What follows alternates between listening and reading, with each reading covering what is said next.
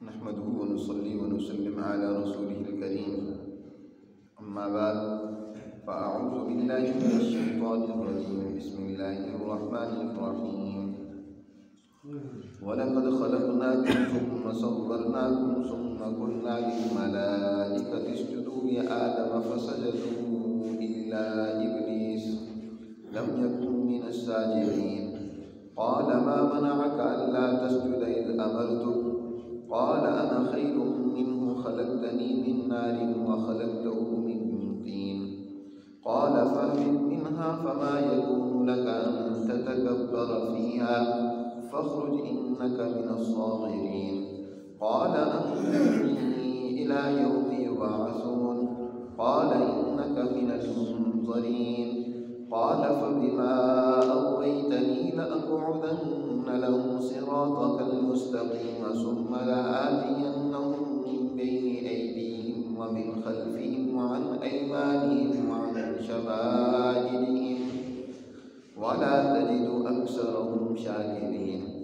قال اخرج منها مذءوما مدحورا لمن تبعك منهم لأملأن جهنم منكم أجمعين صدق اللہ العظیم۔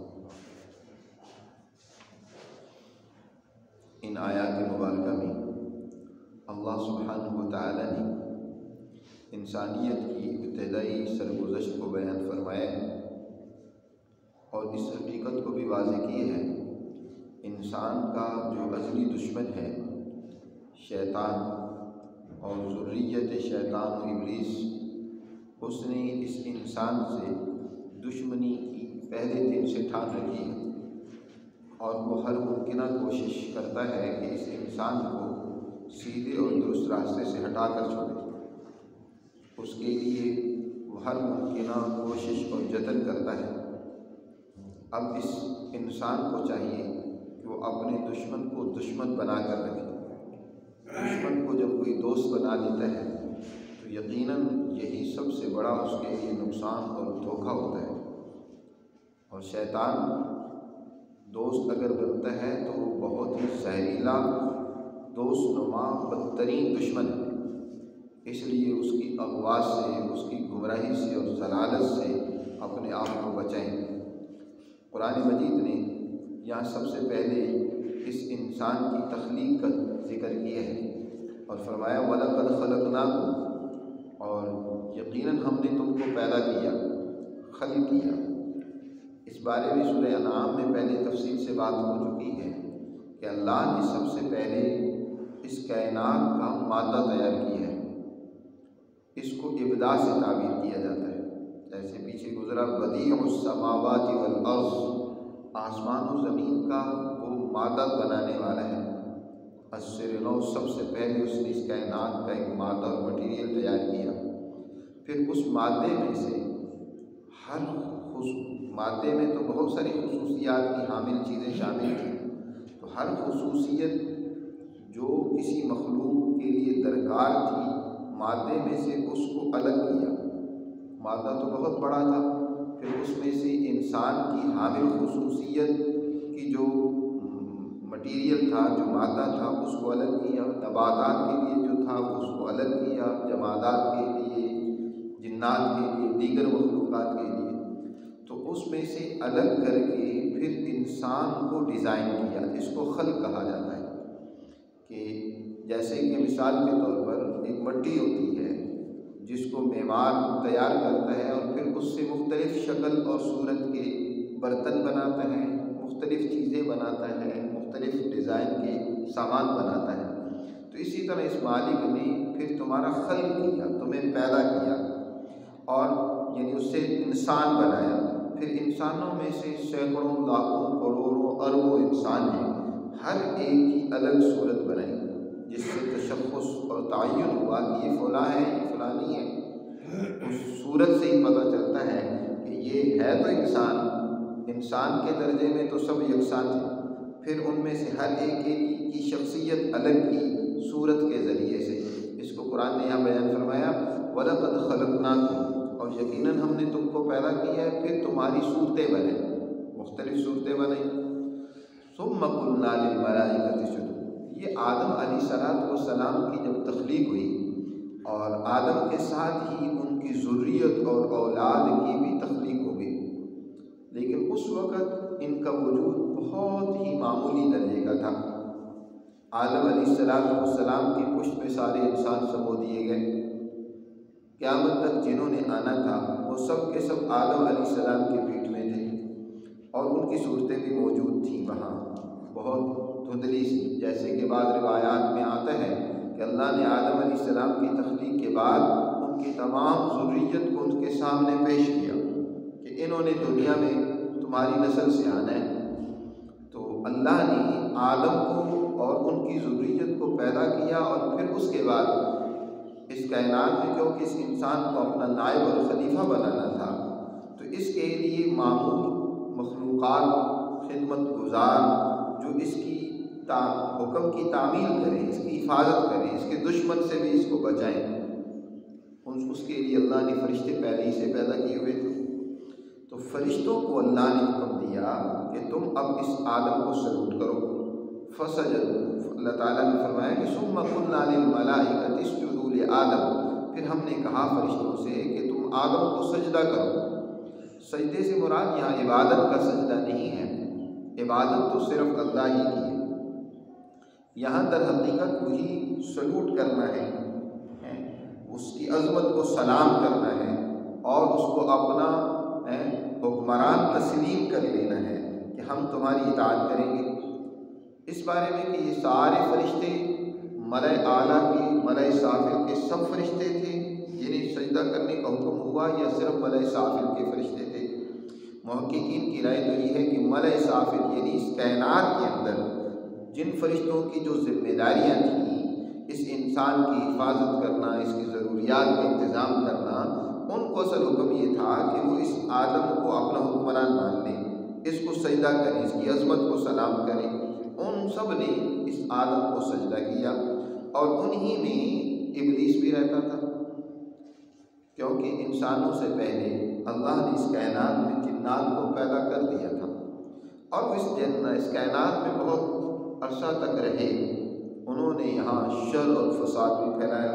ظلم و زیادتی، قتل و غارت گیری، آپس میں لڑائی جھگڑے، دنگ و فساد، انہوں نے خوب یہاں خون خرابہ کیا۔ اللہ نے فرشتوں کو بھیجا کہ جاؤ ان کا ظالموں کو شکست دو اور سزا دو۔ ان میں ایک بڑا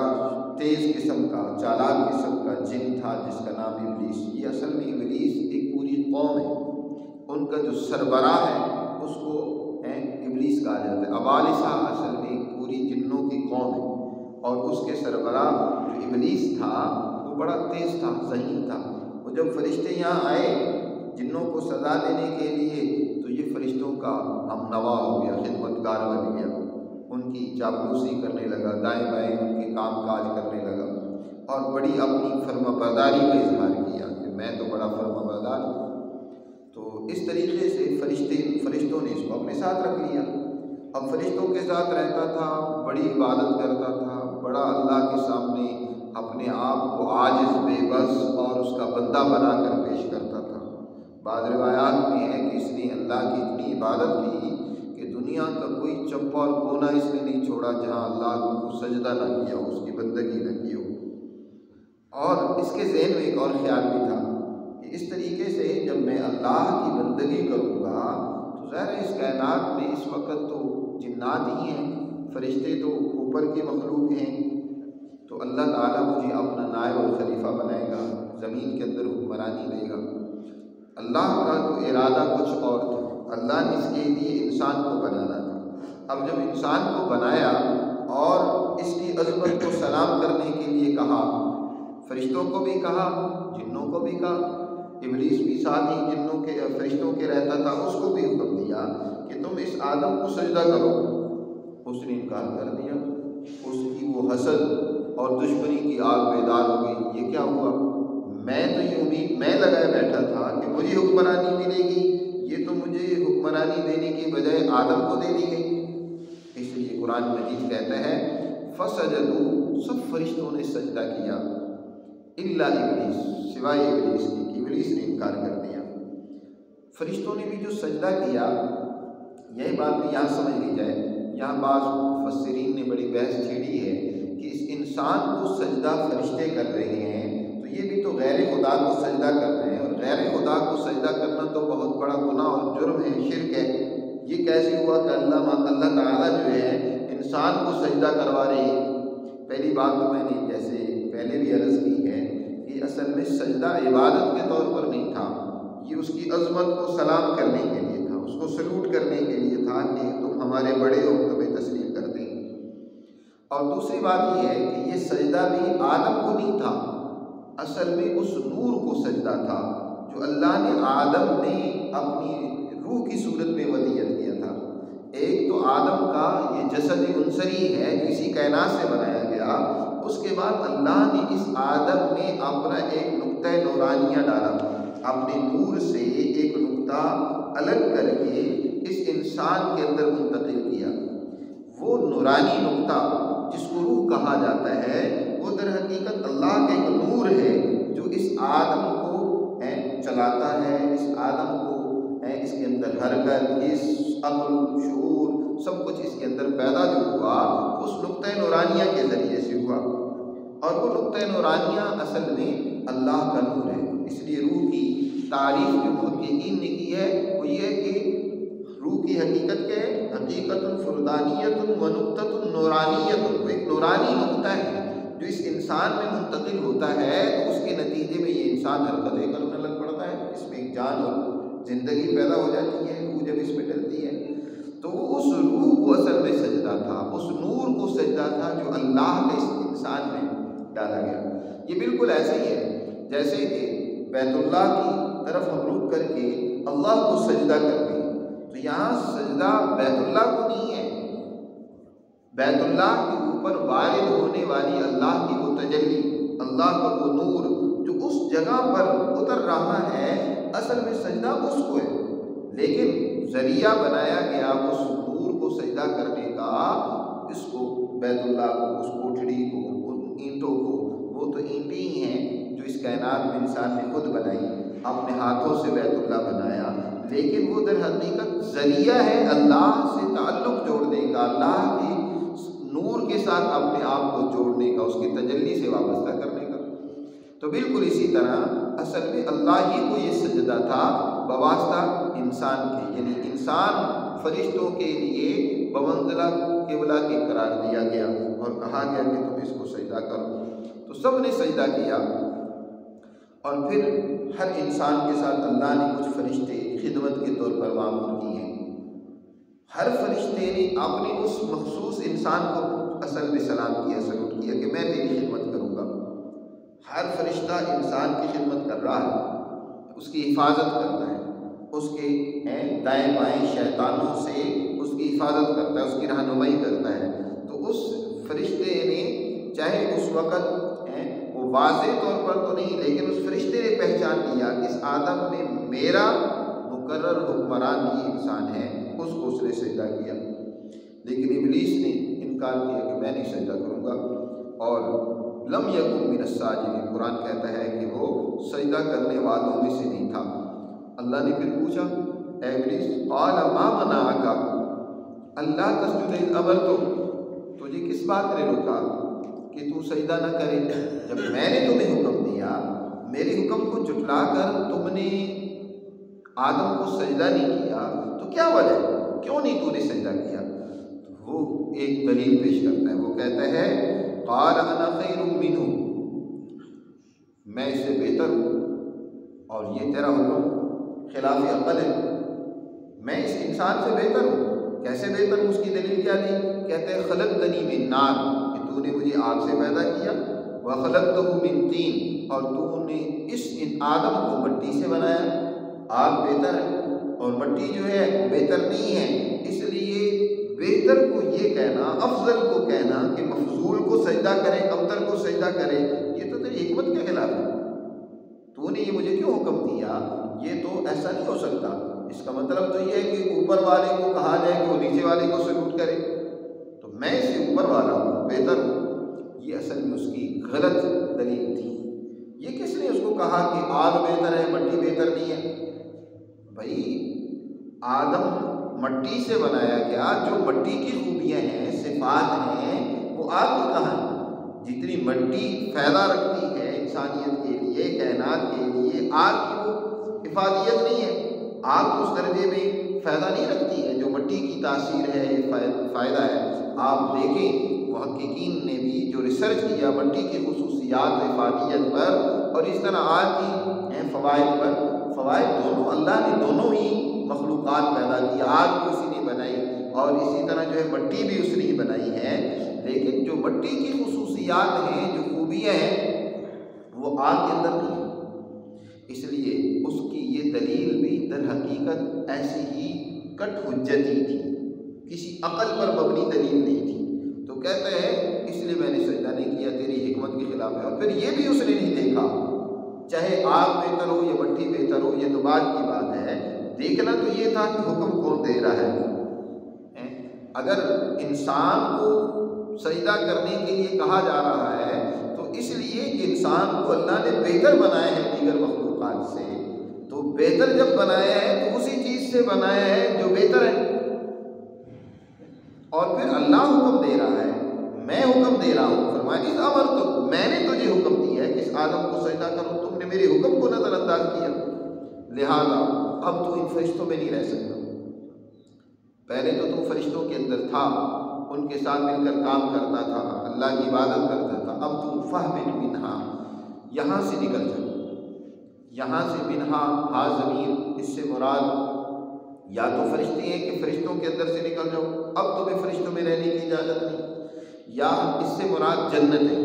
کہ جنت میں فرشتے بھی جاتے تھے، یہ بھی چلا جاتا تھا، تو فرمایا یہاں جنت سے نکل جاؤ، یا اپنا جو دربار اللہ نے لگایا جہاں یہ معاملہ پیش آیا اس دربار سے دھتکار دیا، نکال دیا کہ یہاں سے دفع ہو جاؤ،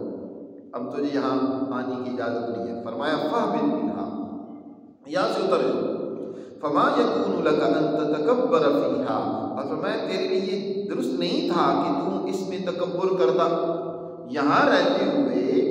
تکبر سے کام لے۔ تکبر کا معنی ہوتا ہے زبردستی بڑا بننا، حقیقت میں بڑا نہیں ہے۔ آگ سے پیدا ہونے کا مطلب کیا ہو گیا کہ وہ بڑا بن گیا، آگ میں دھواں ہے، آگ کے اندر جلانا ہے، آگ کے اندر جو ہے تپش ہے، مٹی کے اندر جو ہے وہ تواضع ہے، عاجزی ہے، وہ ہر ایک کو اپنے اندر سمو لیتی ہے، اس کی بڑی خوبیاں ہیں۔ تو تم نے خواہ تکبر اور بڑا بن کر اپنے آپ کو کہتا ہے کہ میں آگ سے بنا ہوں، میں اس لیے بڑا ہوں۔ تکبر کا معنی یہ ہوتا ہے کہ حقیقت میں وہ بڑا نہیں ہوتا، زبردستی بڑا بننے کی کوشش کرتا ہے۔ تکبر تفاعل کا صیغہ ہے جس کا معنی ہوتا ہے زبردستی اس میں بڑے بننے کی کوشش کی جا رہی ہے۔ تو فرمایا یہاں سے نکل جا، تیرے لیے یہاں رہ کر اس طرح کا تکبر کرنا وہ تو ممکن نہیں تھا، کرنی اس طرح کی حرکت کرنی چاہیے تھی۔ پھر سخت جملہ کہتے ہوئے اللہ تعالیٰ نے دوبارہ فرمایا فخرج انک من الصاغرین، بے شک تو ذلیل ہے اور ذلت کے ساتھ یہاں سے اب نکل جا، اخرج، یہاں سے دفع ہو جا، اب تجھے یہاں رہنے کی اجازت نہیں۔ جانتا تو تھا، اللہ کی رحمت کو بھی سمجھتا تھا، اللہ کی عنایت و مہربانی کو بھی جانتا تھا کہ باوجود نافرمانی کے بھی وہ معاف کر دیتا ہے۔ پہلے بھی تو جنات یہاں رہتے تھے، سرکشیاں شیطانیاں کرتے تھے، لیکن جب پھر انہوں نے اللہ سے معافی مانگی تو اللہ نے معاف بھی کر دیا۔ اس لیے اللہ کی رحمت کو جانتے ہوئے کہنے لگا، اللہ سے التجا کی اس نے سوال کیا، قال انظرنی الی یوم یبعثون، اے میرے پروردگار مجھے مہلت دے دے اس دن تک کے لیے جس دن لوگ قبروں سے اٹھائے جائیں گے، قیامت تک کے لیے مجھے مہلت دے دے کہ مجھے موت نہ آئے، میں زندہ رہوں۔ اللہ نے فرمایا جا انک من المنظرین، تجھے مہلت دے دی گئی، قیامت تک کے لیے تیرا یہ سوال ہم نے پورا کر لیا اور تجھے مہلت دے دی۔ اصل میں یہ بھی اللہ کی ایک حکمت تھی، بندوں کا ابتلا اور آزمائش مقصود تھی کہ ان کا دشمن بھی موجود ہو اور پھر بھی اپنے آپ کو یہ دشمن سے بچا کر زندگی گزار کے میرے پاس آئیں، تو یہ اصل کمال ہے نا۔ یہ کمال تو بھی نہیں ہوتی کہ ایک انسان کے اندر گناہ کی کشش ہی نہیں ہے، ایک انسان کے سامنے برائی کے کوئی وسائل اور اسباب ہی نہیں ہے۔ ایک آدمی جب بوڑھا ہو جاتا ہے نا، اس میں طاقت قوت تو کوئی گناہ کی رہی نہیں، اب وہ کہ میں بیوہ بن گیا ہوں، بزرگ بن گیا ہوں، تو یہ کوئی خوبی خوبی کی بات نہیں، ٹھیک ہے، اچھی بات ہے، نیکیاں کر رہا ہے، لیکن کمال تو یہ ہے کہ جب تمہارے اندر تمام طاقتیں اور قوت ہی ہیں، تمہارے پاس وسائل ہیں، تم گناہ کر سکتے ہو، پھر اپنے آپ کو گناہوں سے روکو۔ ایک غریب آدمی جو ہے جس کے پاس کوئی ذریعہ اور وسیلہ نہیں ہے اور وہ اپنے آپ کو کسی جرم سے بچاتا ہے جس کو وہ کر ہی نہیں سکتا، اس کے کرنے کے لیے شراب شباب کباب کے لیے کچھ پیسہ سرمایہ چاہیے، وہ اس کے پاس تو ہے ہی نہیں، وہ اگر گناہ سے بچتا ہے تو وہ اتنی بڑی بات نہیں ہے، اچھی بات تو ہے، لیکن بڑی بات تو یہ ہے کہ جس کے پاس سارے وسائل ہیں پھر وہ اپنے آپ کو اس سے روکتا ہے جی۔ اس لیے کہا در جوانی توبہ کردن شیوہ پیغمبریس، در پیری گرگ ظالم شبد پرہیزگار۔ جوانی میں اللہ کی بندگی کرنا، اس کی عبادت کرنا، اس کی اطاعت کرنا، یہ پیغمبروں کا شیوا اور طریقہ ہے۔ بڑھاپے میں تو ظالم بھیڑیا بھی بزرگ بن جاتا ہے، جب طاقت رہتی نہیں ہے، کچھ کرنے کی ہمت رہتی نہیں ہے، تو اب وہ بزرگ بن گئے تو کیا ہوا، اب تو بیچارہ کچھ کر نہیں سکتا، اس نے کیا کرنا، اب تو چلا نہیں جاتا، خربستیاں تو دور کی بات ہے۔ تو یہ اس لیے انسان کا امتحان لینا مقصد تھا کہ اس کا دشمن اس کو گمراہی کی طرف لے جائے گا، جرائم کی طرف لے جائے گا، لیکن یہ پھر بھی اپنے آپ کو بچائے گا، اللہ کا ڈر اس میں ہوگا، اس کی عظمت ہوگی، تو یہ اس کا اصل کمال ہے۔ اس لیے اللہ نے ان شیطان کو مہلت دیتے ہوئے فرمایا کہ جا، تجھے قیامت تک کے لیے مہلت دے دی، تو نے جو سوال کیا ہم نے پورا کر دیا۔ اب جب اسے مہلت مل گئی تو اب اس نے دشمنی کا اظہار اور اعلان کیا، قال فبما اغویتنی لاقعدن لهم صراطک المستقیم، کہنے لگا اس وجہ سے کہ تو نے مجھے گمراہ کر دیا، مجھے راستہ درگاہ کر دیا، اغویتنی بمعنی اضللتنی، تو نے مجھے راستے سے ہٹا دیا، گمراہ کر دیا، اپنے دربار سے نکال دیا، لاقعدن لهم صراطک المستقیم، بڑی تاکید کر کے کہنے لگا، قسمیں کھا کر گویا کہ کہنے لگا، لاقعدن، بڑی تاکید کے ساتھ، میں ضرور ان کے لیے، ان انسانوں کے لیے تیرے درست اور سیدھے راستے پر بیٹھ جاؤں گا، تیری طرف نہیں آنے دوں گا، جو تیری طرف سیدھا اور درست راستہ آنے کا ہے اس پر میں بیٹھ جاؤں گا، اور ثم لآتینہم من بین، پھر بڑی تاکید کے ساتھ کہتا ہے کہ میں ان کے آگے سے، پیچھے سے، دائیں سے، بائیں سے آؤں گا، ہر طرف سے آؤں گا اور انہیں تیرے راستے سے روکنے کی پوری کوشش کروں گا، وَلَا تَجِدُ أَكْثَرَهُمْ شَاكِرِينَ، اور ساتھ کہنے لگا ان میں سے اکثروں کو میں تیرا شکر گزار نہیں پاؤں گا، اکثر تیری فرما برداری، تجھ پر ایمان رکھنے والے، تیرے احکامات کو پورا کرنے والے نہیں ہوں گے، تیری نافرمانی کرنے والے ہوں گے۔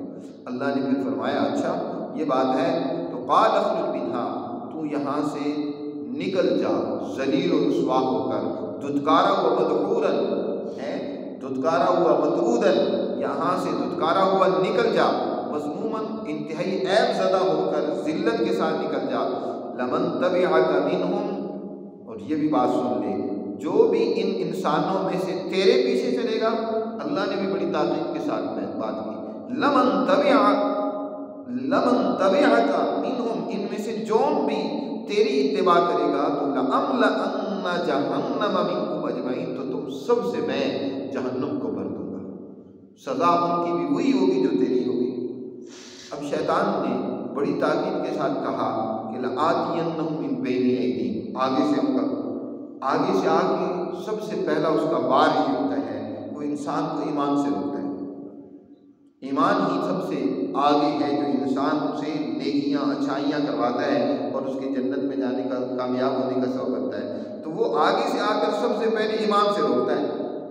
یا ایمان کوئی لے آیا ہے تو ایمان کے حوالے سے شکوک و شبہات پیدا کرے گا، طرح طرح کے وسوسے ڈالے گا، عجیب و غریب خیالات پیدا کرنے کی کوشش کرے گا تاکہ اس کا ایمان جو ہے وہ یقین کے درجے سے گر جائے، شکوک و شبہات میں مبتلا ہو جائے۔ تو لآتینہم من بین ایدیہم ومن خلفہم، اور پیچھے سے بھی آ کر وار کرتا ہے، پیچھے سے وار کرتا ہے آ کر یوں کہ وہ کیا کرتا ہے، اس کو